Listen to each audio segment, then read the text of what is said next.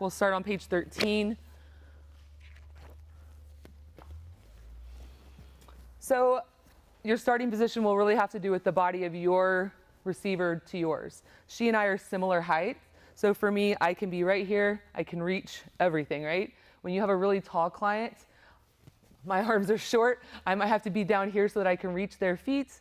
And I'm going to have to, at that point when it comes time, move up. The last thing we want to do is do some kind of crazy stuff where we're like, you know, we're always taught to not have this contact, but this contact is really comforting. Once you start receiving the work, you're like, oh, thank God, I know where you're at. I know what your intentions are. I know what you're doing.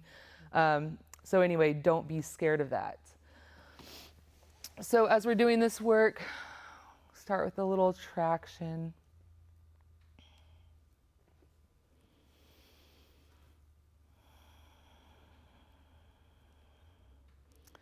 And as we're showing you things, just know there's multiple different ways you can do everything. In the book, Robert shows this work with him up on his feet like this. Robert is super flexible. He's been how many years doing yoga? Forever. Really flexible. So, and then as Danielle and I always teach things, you'll see in the Thai Jam, we're always teaching it different ways to kind of show you guys that if this doesn't feel good, because this might kind of hurt at first sitting on your feet, this might be more comfortable to be up like this, to do just a little traction, right?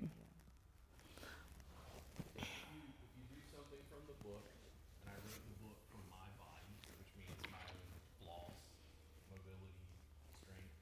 If you do something that we show you and you're like, this hurts, or it doesn't feel right, just raise your hand. Yeah. We can show you 20 different ways to do the same thing. We try to give you just a guideline and some basics to get started. So we're gently grabbing the feet, just crossing them over one another, giving a little stretch.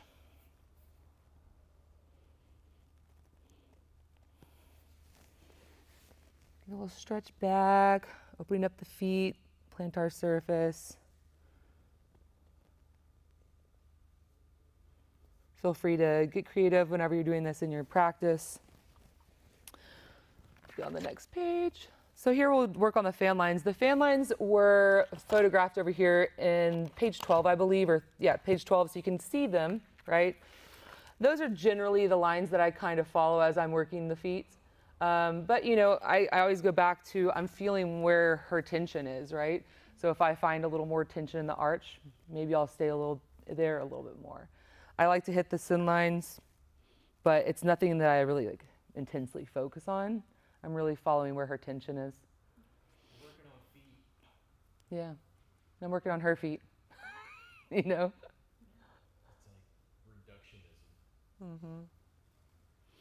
So to the rhythmic, you know, I go side to side. And when you're receiving this, it makes it easier for you to receive intense sensation. You know, we're going in, whoo, coming out. And the clients will tell you, oh, I know to just hold on because it's going to be better in just a second. When it gets intense, the waves will come. So we work these fan lines, opening up the feet.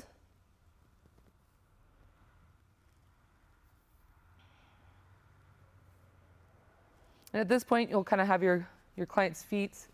You'll put them where they need to go so that you can be in your spot. Since she and I are at a good height, I can come up towards her knees. And I could have been doing this whole fan lining while I'm sitting right here so I don't have to move a bunch, right?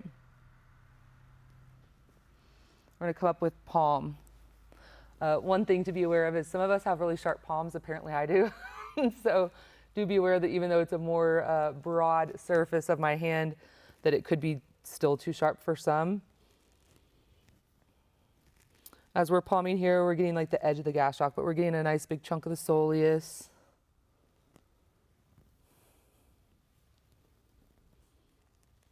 And same thing here. I mean, you could sit here and spend all sorts of great time just kind of exploring and warming up the area.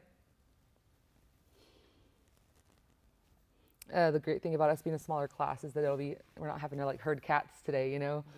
Yeah. One thing we have a problem with is everyone's always trying to give like a full session while we're learning. And so just remember, yeah, explore, but just keep in mind that we're just trying to learn these things so we can get through and, you know, not have any time constraints. So whenever I come up, I skip right here the actual knee itself, but I go right above. I do these little circles. I can feel she's a little tight above her knees. Do you ever have any knee pain? I have torn my MCL on my right knee, and my meniscus probably doesn't exist there. Mm. Yeah, I can feel a little tension. Mm-hmm. What do you do with knee injuries in this position? I would, well, I'd warm up and then I'd bolster your leg and just give a good compression above. I'd work, the compression right here is fantastic for relieving that knee pain, but basically I would work the tissue all around the leg to relieve that. Because it's not going to be just like your quads or just your hamstrings or just your adductors. It's basically the gang all gets together to protect, you know.